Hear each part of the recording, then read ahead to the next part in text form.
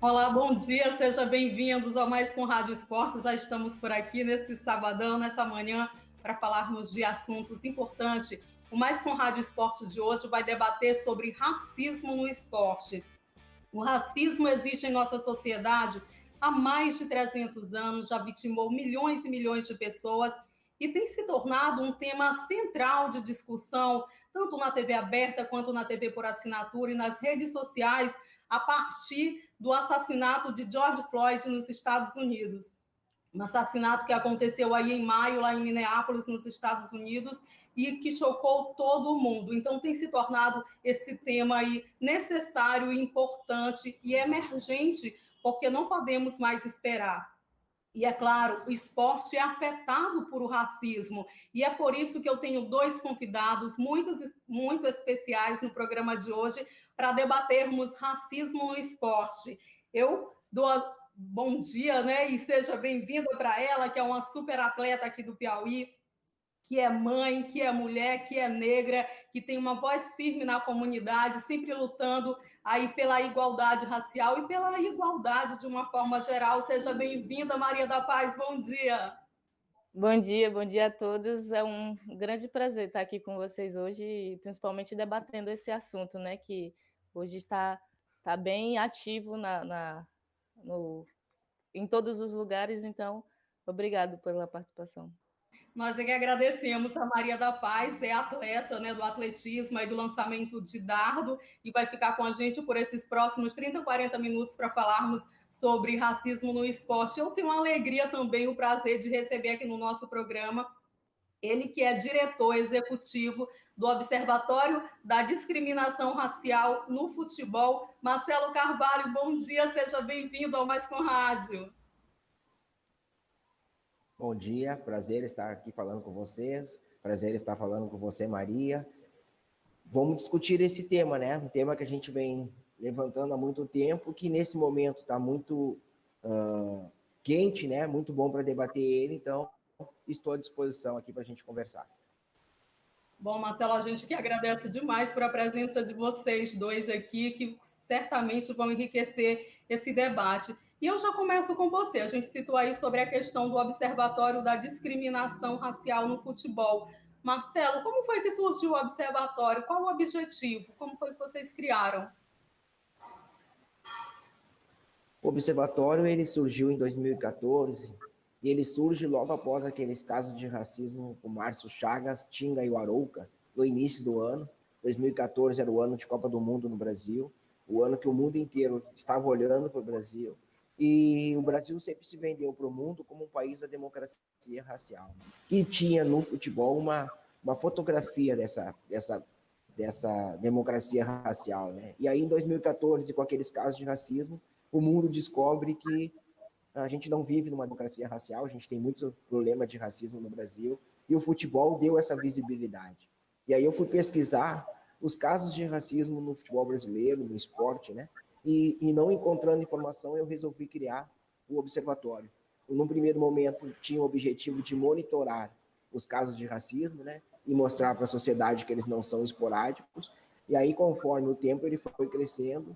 E aí, hoje, a gente está conseguindo ampliar para todos os esportes e, principalmente, está trabalhando com ações de educação, ações de conscientização contra o racismo.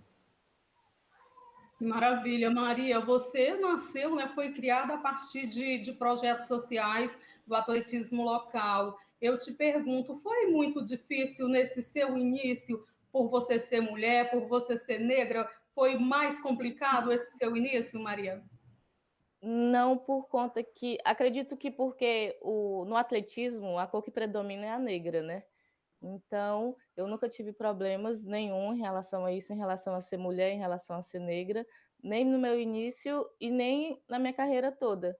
Como eu falei, eu acredito que isso não tenha acontecido por conta que a cor preta predomina. Os melhores atletas são os negros até o momento, né? Bom, eu já volto para você, Marcelo. Eu queria te perguntar sobre essa questão da sua percepção no referente ao racismo aqui no futebol brasileiro. Como é que ele é tratado? Qual é a sua percepção atual sobre?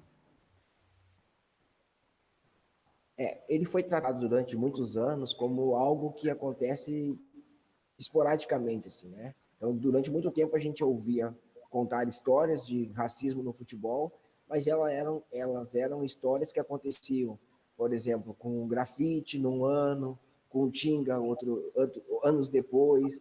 A gente não tinha noção de quantos casos de racismo aconteciam de fato no futebol brasileiro.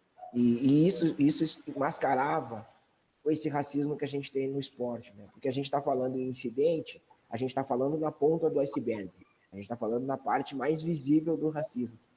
Mas quando a gente sai do incidente e vai tratar o racismo no futebol, a gente vai se deparar também com a ausência de treinadores negros, com a ausência de diretores, presidentes, do quadro de quando a gente não tem pessoas negras, né?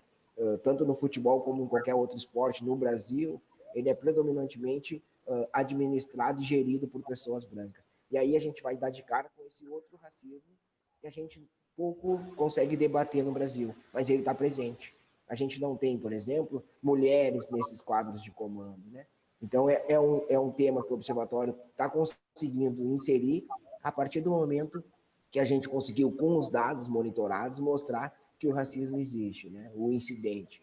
E a partir daí a gente está conseguindo ampliar esse olhar para esse outro racismo estrutural, para essa outra parte do racismo da sociedade brasileira que a gente ainda discute pouco, né? A gente precisa ampliar esse debate.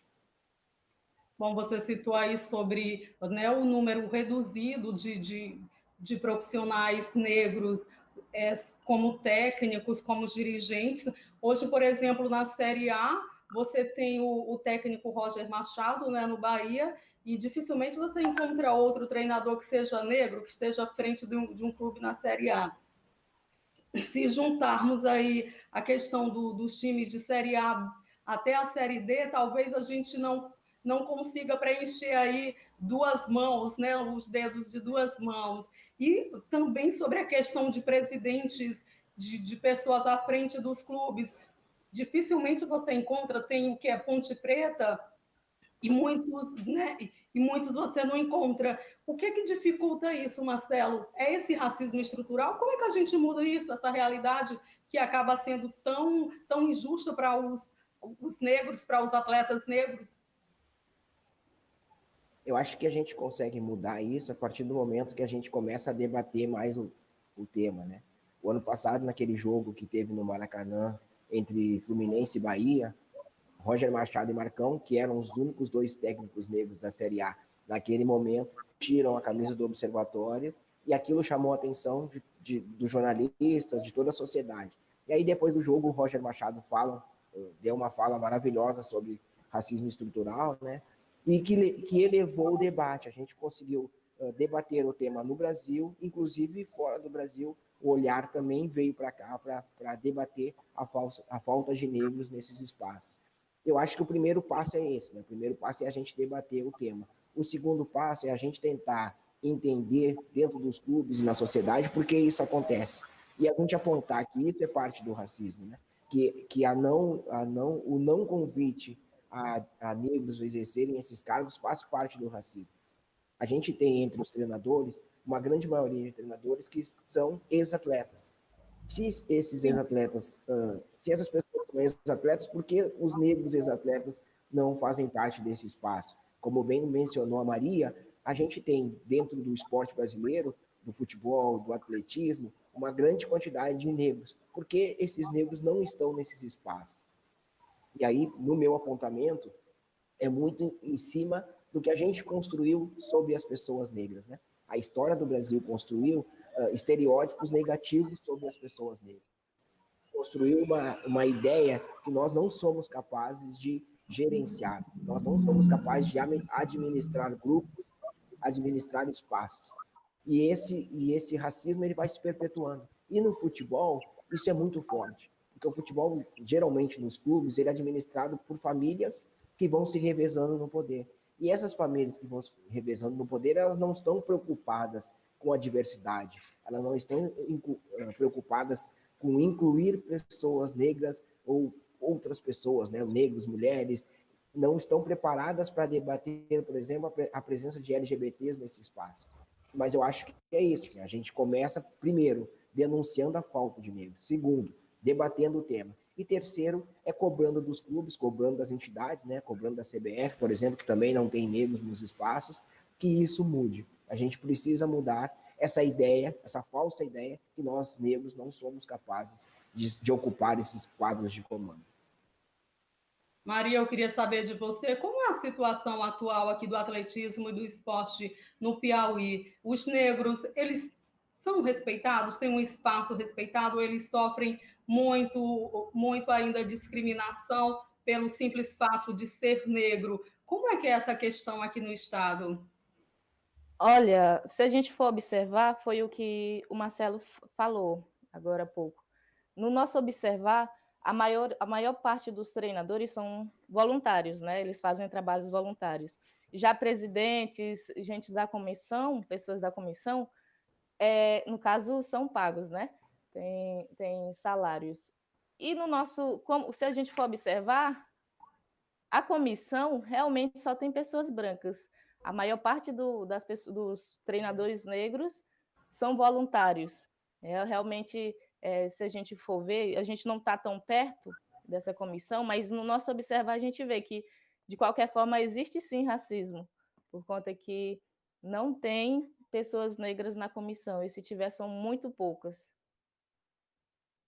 Marcelo, você acha que com essa realidade que a gente vive, né? Porque a questão do racismo ela não está só no futebol, não está só no atletismo, está de uma forma geral. Por exemplo, eu vi um depoimento da Aline, né, da Aline Silva, falando sobre a questão quando vai para jogos, né, para campeonatos mundiais, Jogos Olímpicos, fica fazendo ali uma pesquisa prévia, uma pesquisa rápida e se observa que nas comissões, como dirigentes técnicos, dificilmente você encontra um negro, né, nesses cargos de representatividade. Você falou muito bem aí a questão da CBF, a gente não vê um negro, né, no comando, dirigindo clubes.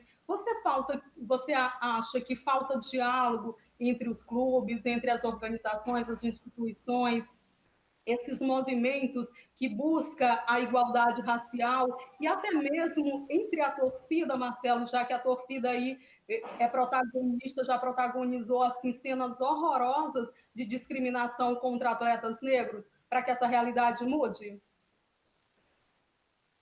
Eu acho que a gente ainda está iniciando esse debate, se a gente for pensar na questão do futebol, do esporte de modo geral, né? A gente muito debateu a não presença de negros na televisão, na política, mas no esporte eu acho que é algo que a gente vem debatendo há pouco tempo, porque a gente nunca teve esse olhar para o esporte. A gente sempre olha para o esporte e vê lá diversos desportistas competindo. E aí a gente tem a falsa impressão que ele é um espaço democrático. Então, você vê diversos negros jogando futebol, você imagina que o futebol é um espaço democrático. Você vê diversos negros no atletismo, você imagina que é um espaço democrático. Mas a gente nunca colocou um olhar, né, esses espaços. Eu acho que esse olhar que a gente está tendo hoje, que a gente está debatendo agora, é um olhar novo. Porque para muita gente, quando a gente traz esses dados da falta de negros nessas posições, é algo novo. As pessoas se espantam. Eu já vi diversas pessoas que se espantam quando a gente diz que não tem técnicos negros. Por quê? Porque o olhar das pessoas já é tão viciado de achar que não ter negro num espaço, numa fotografia, é algo tão normal, que isso vai se reproduzindo de algo, como se fosse algo normal. Eu acho que esse debate, ele é muito recente, né? E ele precisa ser ampliado, né? Ele precisa ter a participação de todos os setores da sociedade. A gente precisa entender por que não estamos nesses espaços. O debate precisa sair desse lugar, né? Precisa trazer esses 500 anos de Brasil, precisa trazer esses 300 anos de escravidão, lembrar que são 132 anos pós a escravidão, lembrar que essas artimanhas, né, que foram utilizadas para tratar os negros como seres inferiores, elas continuam presentes na nossa sociedade. Então a gente precisa quebrar isso, né? A gente precisa mostrar para a sociedade que negros não são só corpos físicos, não são só bons para correr, né? não são só bons para jogar. Até mesmo se a gente olhar determinadas posições dentro dos clubes de futebol, dos times, a gente vai ver que existe espaços demarcados para as pessoas negras. A gente vai ver, por exemplo, que ontem se comemorou, sexta-feira se comemorou 70 anos, comemorou a maneira de falar, né? Mas foi marcado 70 anos da derrota do Brasil para o Uruguai no Maracanã. Verdade. E a gente lembra que ali teve um corpo negro muito marcado pelo racismo, que é o Barbosa, que morreu anos depois, marcado como responsável de uma derrota. Então, a gente precisa quebrar essa estrutura para que a gente consiga ampliar esse debate, para que as pessoas não achem mais normal não ter negros nesses espaços. E era isso que eu queria tratar com você, sobre essa questão, né? Sobre essa derrota aí do Brasil, essa questão do maracanaço. Aí a gente teve o Brasil perdendo para a Alemanha no Mundial, né, por 7-1, e foi assim uma derrota bem distribuída, não é? Foi distribuída aí por vários atletas, e lá no Maracanaço foi para um único jogador. Fica visível que o negro ele é muito mais cobrado, ele é muito mais sacrificado diante de certas situações, ou da maioria das situações. Quero a opinião de vocês dois. Maria. Oi. Com certeza, com certeza. Como você comentou, esses debates eram para estar sendo feitos há muito tempo. O racismo sempre existiu. Eu não sofri preconceito dentro do esporte, mas sofri fora. E é muito ruim, é muito ruim. As pessoas geralmente falam que é besteira, tipo, as pessoas gostam de fingir algo do tipo, mas é muito ruim mesmo. Então, se as pessoas sempre agirem do mesmo jeito, isso sempre vai acontecer. As pessoas deveriam, sim, reconstruir seus conceitos, né? A gente precisa trabalhar mais a base para isso parar de acontecer, né?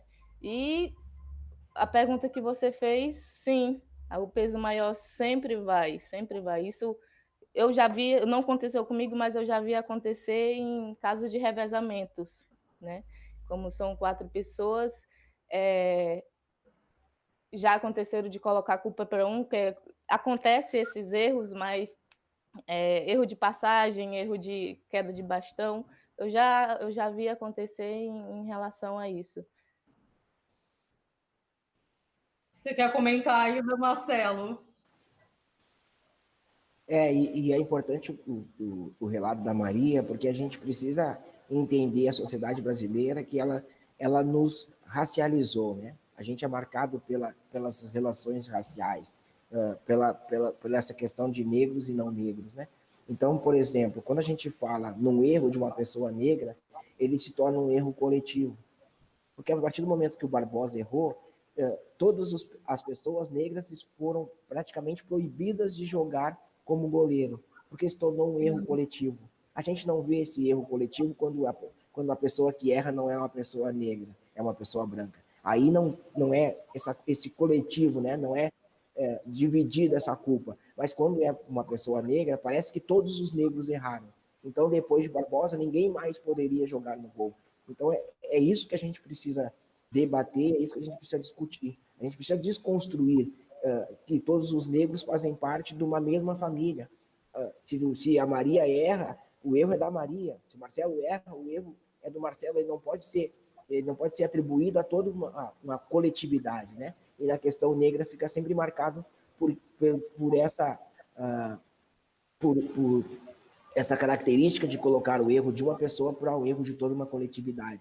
Então, o racismo é muito cruel por isso. Ele nos marca dessa maneira. A pessoa negra que erra, ela erra por todos. E aí a gente vai trabalhar a vida inteira com uma frase que o Mano Brown cantou, né? Que a gente precisa ser 2 vezes melhor. E aí 2 vezes melhor como? Então é isso, assim, a não presença de negros nesses espaços também faz com que a gente carregue, quando a gente chega num determinado espaço, um peso muito grande. O peso de não poder errar, porque parece que a gente está carregando todas as outras pessoas negras junto conosco. E isso precisa mudar, né? A gente é um indivíduo que erra e acerta como todas as pessoas. Então a gente precisa desconstruir isso.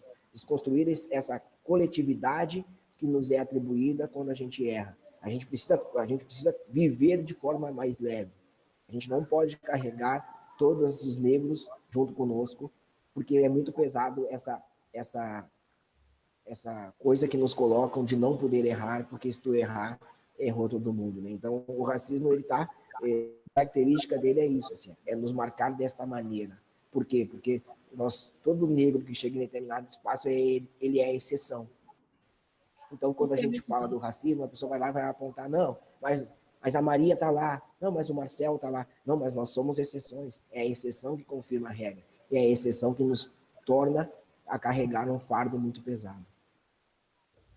Bom, eu quero voltar novamente à tragédia lá que aconteceu com o George Floyd lá em maio, que trouxe um movimento em vários países do mundo, inclusive aqui no Brasil.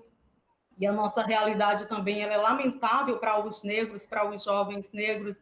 A gente viu, por exemplo, atletas do mundo inteiro, a partir do assassinato do George Floyd, se movimentando, se protestando, ficando de joelhos, levantando o punho, indo às redes sociais, se manifestando. Por exemplo, no retorno da Liga Americana agora de futebol, o técnico Thierry Henry ficou ali durante 8 minutos e 46 segundos de joelhos com o punho para o alto, exatamente o tempo que o George Floyd teve lá o joelho do assassino dele, o asfixiando. A gente viu movimentos de atletas no retorno do campeonato inglês, todos de joelhos, lá no centro do gramado.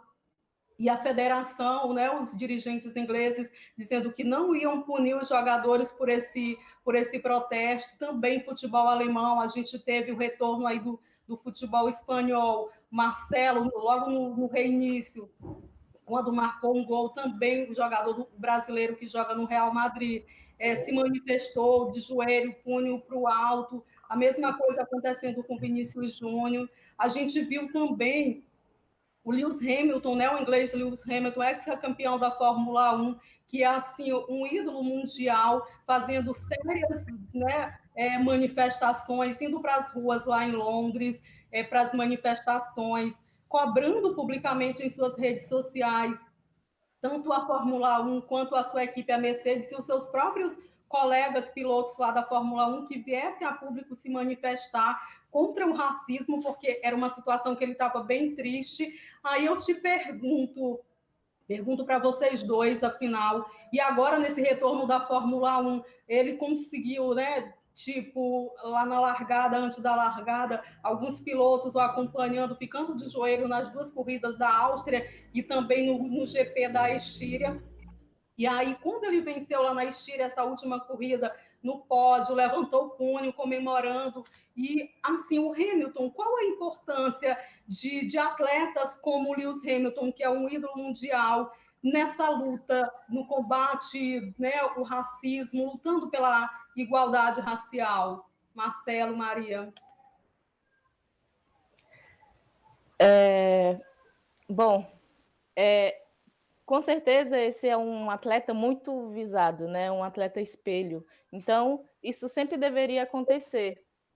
Quem está acima deveria mostrar para todos que negros são importantes, que deviam ser antirracistas, A gente teve que acontecer o que aconteceu nos Estados Unidos para todos se comoverem e começar a ser antirracista. A gente não pode apenas não ser racista, a gente tem que ser antirracistas. Então, se cada um que puder fazer isso, com certeza vai estar ajudando, com certeza vai estar diminuindo o racismo. Marcelo, qual a sua percepção sobre esse protagonismo do atleta negro no esporte de uma forma geral? Eu acho muito importante, Eu acho muito importante porque a gente precisa lembrar, por exemplo, no Brasil, que em quase 99% dos lares a informação futebol ela entra. A informação futebol ela consegue transmitir e dialogar com todos os setores da comunidade, da sociedade brasileira. Por isso é tão importante que atletas se manifestem. Por isso é tão importante que Lewis Hamilton se manifeste, LeBron James. Por quê? Porque eles têm uma força de da idolatria com as crianças e com a sociedade, que vai fazer com que as pessoas façam uma reflexão sobre a questão racial.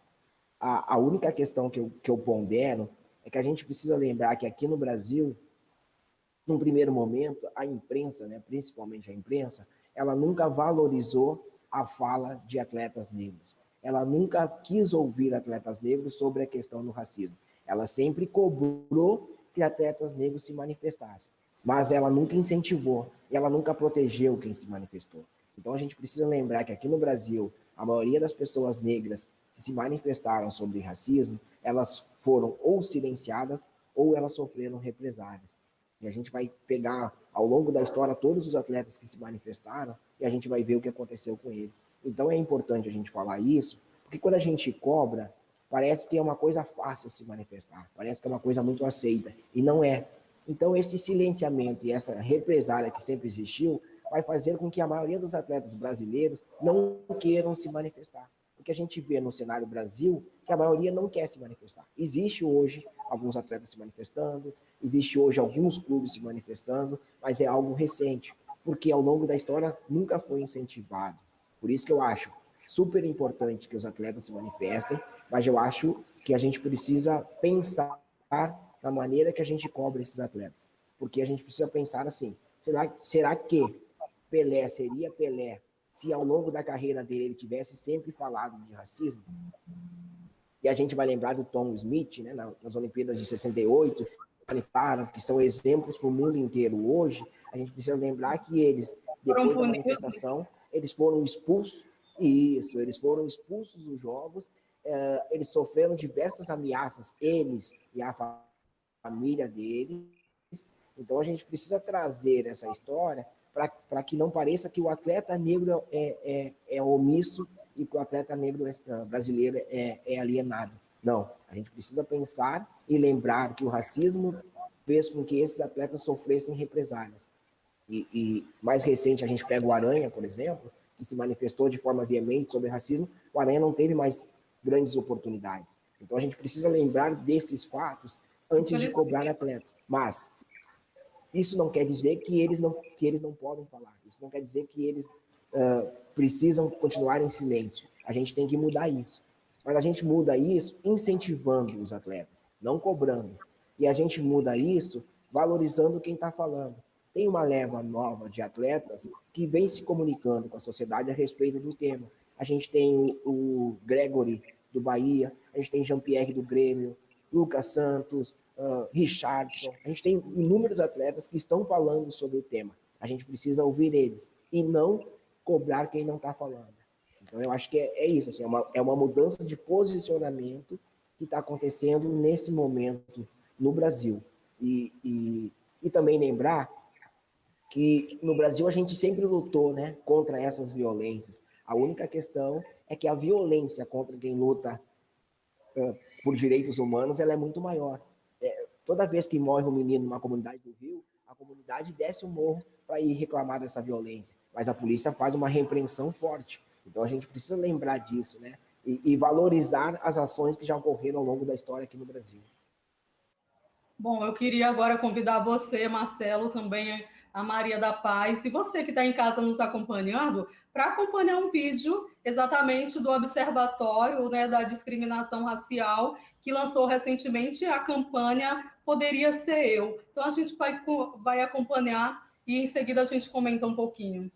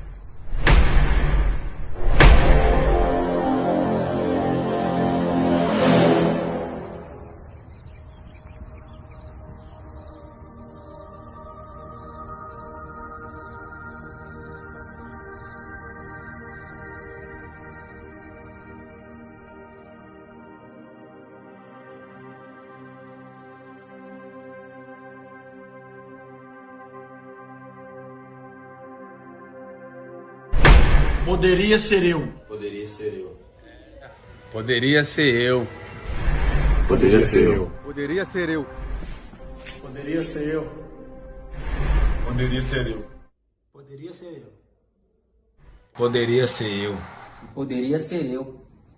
Poderia ser eu. Poderia ser eu. Poderia ser eu. Poderia ser eu. Poderia ser eu.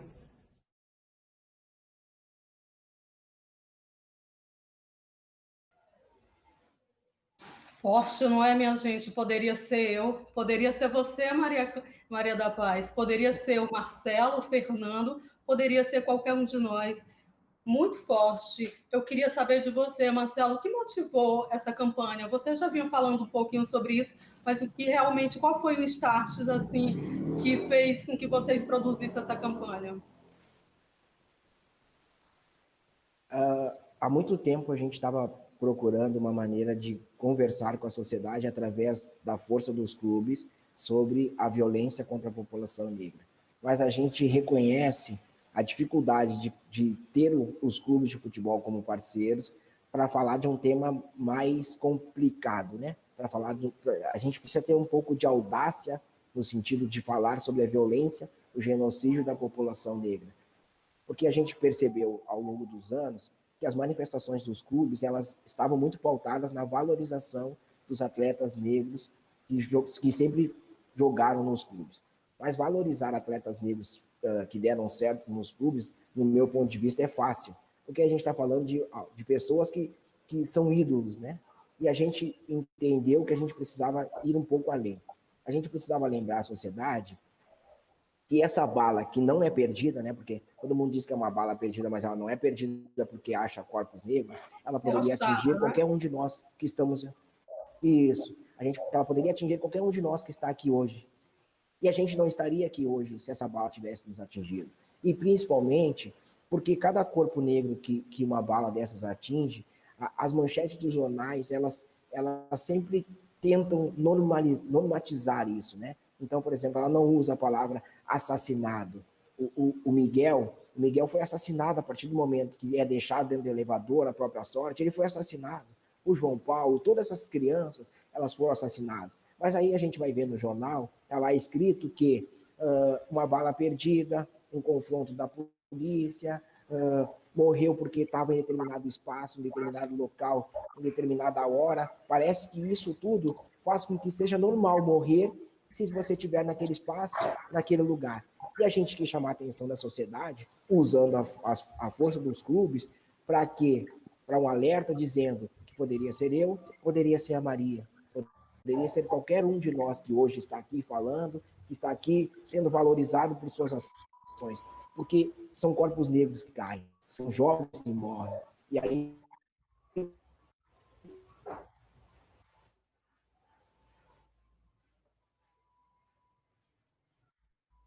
do George Floyd, mas a partir do momento que a gente percebeu que estava muito latente essa questão, a gente correu um pouco mais, acelerou um pouco mais a ideia para conseguir colocar ela em prática, e eu acredito que deu certo, né, porque o vídeo ficou bom, a ideia ficou ótima, assim, ele é um vídeo que choca, sem mostrar violência, mas ele é um vídeo que traz a reflexão. Maria, uma reflexão que precisa existir sempre, não é? Tem que ser profunda. E a gente estava falando antes da exibição do vídeo sobre a questão do posicionamento, não é? Do protagonismo do atleta negro. Você acredita que só o atleta negro tem que se posicionar ou o atleta de todas as raças precisam se posicionar porque é uma melhoria para todo mundo, Maria? Você acredita nisso? Com certeza, não só os negros, mas também as outras pessoas têm que ser nossos aliados, né? A gente tem que trabalhar. Se ficar só em nós mesmos, nada vai mudar, nada. Então, as outras pessoas que são antirracista, têm sim que lutar junto conosco, né? E até eu agradeço a todos que nesse período de tempo estava acontecendo isso e estavam me marcando em publicações, por conta que aqui estava tendo pessoas que estavam se posicionando e colocando tela preta, né, que era um modo de ser contra o racismo, e passaram a dizer que não era para eles fazerem isso, colocar tela preta, e sim publicar histórias de pessoas negras que são como eu posso dizer, que têm histórias inspiradoras, que possam dar exemplo, que podem mostrar que, assim, somos capazes de fazer o que a gente quer. Basta a gente lutar, basta a gente não baixar a cabeça diante disso, né? E minha família, a maioria são negros, eles sempre me ensinaram que nunca eu devo baixar a cabeça, me ensinaram que eu tenho que me posicionar diante disso. Então é isso, que todas as pessoas possam lutar com a gente contra o antirracismo.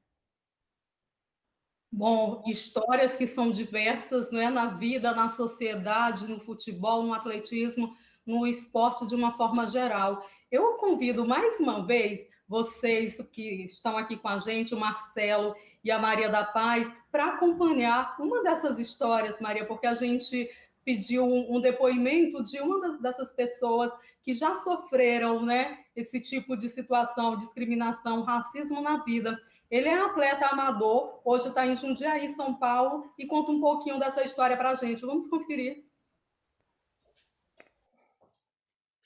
Olá, eu sou Raimundo, conhecido como Araújo. Moro no interior de São Paulo hoje. E falando sobre racismo, já passei por várias situações de racismo, né? Em mercado, rodovias e também no dia a dia. Pessoas te julgar por ser negro, te esnobar porque você é negro, desfazer de você porque é negro. E vários outros fatores. Chamar você de negro, de negão, de macaco. Esse tipo de situação, quando criança, era rotineira. E você vai aprendendo a lidar com a situação, que é muito difícil, né? E uma determinada situação eu fui motivo, né, de racismo. Eu estava em um carro e uma policial me parou e ela perguntou como que eu tinha conseguido aquele carro, o que eu tinha feito para estar dentro daquele carro. E eu falei para ela que eu tinha comprado o carro. E mesmo assim, ela caçou todas as formas e maneiras para que eu tivesse roubado aquele carro. Era o que ela estava insinuando. E eu fiquei muito triste, muito chateado, só pelo fato dela ser branca e ser uma policial. Ela não tinha o direito, né, de me acusar e falar que eu tinha roubado aquele carro, né? E ela prendeu o documento do meu carro, arrumou várias coisas para que ela me deixasse em uma situação muito difícil. Graças a Deus eu estava tudo regularizado, tudo certo, habilitado, né?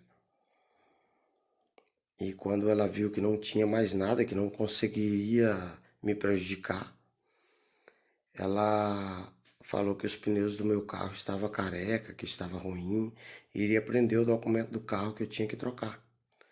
Só que no outro dia eu fui na base deles com o mesmo pneu, O rapaz fez a medição, né, dos pneus e falou que os pneus estavam normal, que não tinha irregularidade nenhuma. Ou seja, pelo fato de eu ser negro, ela se incomodou, porque eu estava em um carro de um padrão mais alto para um negro. Ou seja, se fosse um branco não daria nada, mas como era um negro que estava no carro, então ela se incomodou.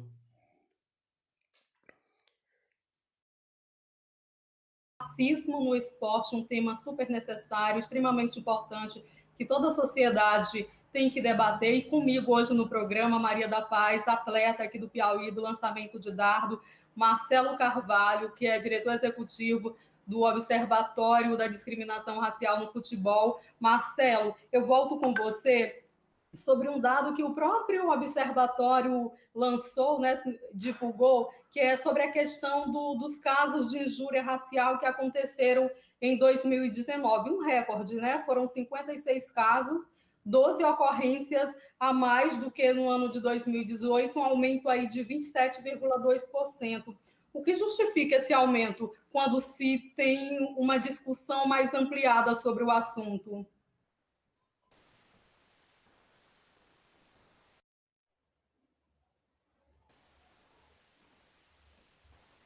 Eu acho que são, eu acho não, eu tenho comigo que são dois fatores que levaram ao aumento das denúncias de racismo, né? Primeiro a gente tem um momento político no Brasil e no mundo, onde governantes estão colocando seus discursos de ódio, né? Então a gente tem um estímulo do discurso de ódio a partir das palavras de governantes. A gente tem esse exemplo no Brasil, nos Estados Unidos e em outros países da Europa. Isso é um fator. As pessoas estão se sentindo mais livres e liberadas para expressar o seu ódio. E num segundo momento, eu acredito também que a gente tem uma maior conscientização de atletas e torcedores. Eu percebo que existem inúmeros grupos de torcedores que estão se organizando de fora dos clubes de futebol para dentro para levar esses temas para debate. São coletivos de mulheres, coletivos LGBTs, coletivos antifascistas que estão levando o debate acerca do racismo, da LGBTfobia, do machismo, da xenofobia para dentro dos clubes de futebol. E isso está criando torcedores mais conscientes.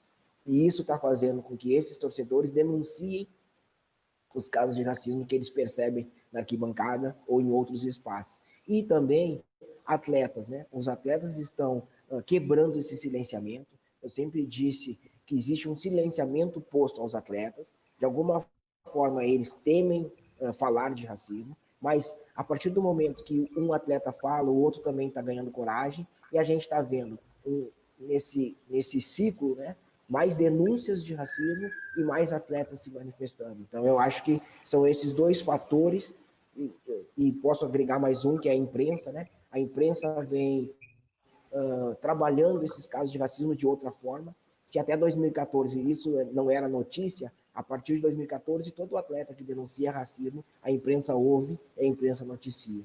Então, eu acho que são esses fatores que fizeram com que os casos de racismo aumentassem de 2014 para cá. 2014, o primeiro ano de trabalho do Observatório, nós monitoramos 20 casos de racismo. Para fechar 2019, e aí só um dado interessante, num primeiro momento, o nosso relatório fechou com 56 casos, e agora que a gente está finalizando, já tem 63 casos. Então, a gente teve um aumento gigantesco do número de denúncias de racismo de 2014 para cá. Mesmo com esse período de paralisação, mas as denúncias continuam, né? Elas continuam a chegar aí para vocês no observatório. Isso. A 2020 vai ser um ano atípico, né? A gente possivelmente vai ter menos denúncias de racismo, sim. Mas é importante lembrar que no primeiro mês, acho que a gente não teve 2 meses de futebol no Brasil em 2020, mas a gente já estava monitorando 10 denúncias. Então, isso mostrava que os números iam continuar aumentando. Agora, por conta da pandemia, a gente não teve futebol, não teve casos de racismo. Mas a gente sabe que isso é uma curva que tende a aumentar, principalmente porque a gente não vê, por parte das entidades que administram o futebol no Brasil, trabalhos de conscientização, trabalho de educação. Um ponto que você colocou para a Maria, que a gente pode usar como exemplo, é o futebol e as escolas precisam valorizar pessoas negras. A gente vive com racismo há 500 anos e a gente ainda tem extrema dificuldade de encontrar nos livros de história no Brasil pessoas negras como destaque. Então, sempre foi nos dado uma posição abaixo, né? E os livros de história, mesmo com a Lei 10.639, se eu não estou enganado o número, a gente tem extrema dificuldade de falar sobre a história do negro no Brasil. E isso faz com que a gente continue sempre acreditando na incapacidade das pessoas negras, né? E a gente precisa dar essa história e esse trabalho precisa começar por educação, precisa começar por conscientização e valorização das pessoas negras que contribuíram na construção do Brasil. Gente, nós temos muitos autores, pensadores negros com livros, com artigos incríveis que a gente precisa mais valorizar, precisa expandir, né, publicizar mais. Maria, o Marcelo citou aqui a questão de um ano atípico, você é atleta, eu gostaria de saber de você, volta à competição quando? Tem previsão para esse ano? Já que faz um tempinho que você competiu, né? A última vez foi em setembro. Sim. Assim, a gente não tem data certa, né? A gente está na fé que logo acalme essa pandemia e logo volte às competições. No momento, a gente não tem data certa por conta disso, então é só tentar continuar, manter os treinos como podemos, né? Em casa mesmo, e rezar muito para que essa pandemia vá embora rápido. Bom, Marcelo, eu não poderia deixar de pedir, né? Uma coisa que vem aqui de fã, pode talvez, mas assim, Maria é uma atleta aqui incrível do Piauí, compete pelo país inteiro, já conquistou vários títulos. Maria, tem alguma medalha, algum troféu, assim, aquele que é o seu carinho, né? Que você tem um carinho especial para mostrar para a gente? Tenho. Essa curiosidade, Marcelo. Um pouquinho da história aí dessas. A minha mais importante, que eu acho para mim, essa aqui que eu ganhei no ano passado. Por que é importante? Tem o de ouro, tem outras, mas aqui é mais importante por conta que foi a que eu ganhei depois de ter minha filha. Minha filha vai fazer 2 anos agora, né? Ela esteve presente na competição, foi o Brasileiro Universitário, que aconteceu em Fortaleza, e ela tinha menos de 1 ano, né? Quando eu voltei a treinar aos poucos, como dava, né? Ela toma muito tempo, filho toma muito tempo, e eu não ia para essa competição, aí foi quando eu consegui levar ela. Então, sem treinar bem, com ela do meu lado, né? Eu consegui ganhar a medalha de prata nos Jogos Universitários Brasileiros. Então, é a mais importante para mim. Uma prata que vale ouro, né? E a bebê aí, a sua filhinha linda, maravilhosa, pé quente, né? Estreando já com conquistas da mamãe. Exatamente, foi uma prata com gosto de ouro mesmo. Tem mais alguma medalha, um troféu que seja especial na sua carreira? Momento Tiete, Marcelo. Olha, o mais recente que eu sou muito grata foi um prêmio que eu ganhei do Conselho Estadual de Direitos Humanos, que hoje eu sou idealizadora de um projeto social, que é Doe um Tênis e Leve um Atleta ao Pódio, onde a campanha arrecada tênis novos e usados para os atletas que não têm condição de comprar, né? As famílias não têm condição de comprar. Como eu passei por muita dificuldade em ter apenas um par de tênis, e a gente, infelizmente, não temos nenhum apoio de governo, prefeitura, não temos. Então, acredito que os atletas mais velhos, mais experientes, devem ajudar os mais novos, né? Então, graças a Deus, sou idealizadora desse projeto, ganhei a placa pelo Conselho Estadual de Direitos Humanos. Agradeço muito por eles terem abraçado, né, e reconhecido o projeto. Que maravilha, parabéns para você por todas as suas conquistas e que 2020, nesse novo normal, você consiga aí conquistar, né, medalhas, troféus importantes para o Piauí e para para você, é claro, para a sua carreira. Marcelo, além do observatório, já que nós estamos nesse momento chat, gente, de antemão já peço desculpa, nós já passamos do nosso tempo aqui, que a gente combinou em off. Estamos finalizando, Marcelo, te agradecendo muito. O observatório, eu sei que você tem um carinho especial, mas assim, nesse ano atípico de 2020, qual é o seu desejo para o futebol, para o esporte nacional, para os atletas negros de uma forma em geral, já para a gente finalizar o nosso programa? O meu desejo é que a gente consiga quebrar esse silenciamento, né?